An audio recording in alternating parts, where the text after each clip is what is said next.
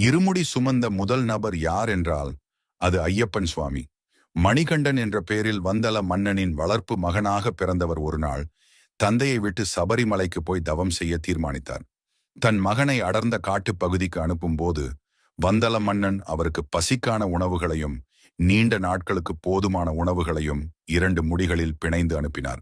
சபரிமலைக்கு யாத்திரை செல்லும் முதல் நபராக ஐயப்பன் பிரசித்தி பெற்றார். அதேபோல் வந்தல மன்னன் ஒரு நாள், நான் வயதானேன், இந்த வனப்பகுதிகளை கடந்து உன்னை எப்படி பார்க்க வருவேன் என்று ஐயப்பனிடம் கேட்டார். அதற்கு ஐயப்பன் பதிலளித்து, நீ என்னை பார்க்க வந்தால் வந்து சேரும் வழியில் கருடர் உங்களுக்கு வழிகாட்டுவார் என்றார். இந்த பரம்பரை தொடர்ந்தது. மகர ஜோதி நாளில் வந்தளத்திலிருந்து ஐயப்பனின் திருவாபரண பெட்டியை எடுத்து அவருக்கு அலங்காரம் செய்வது வழக்கமாக மாறியது. அந்த பெட்டி வண்டலிலிருந்து புறப்படும் போது கருடர் சபரிமலைக்கு வழிகாட்டுவதாக நிலையாக நடைபெற்றது.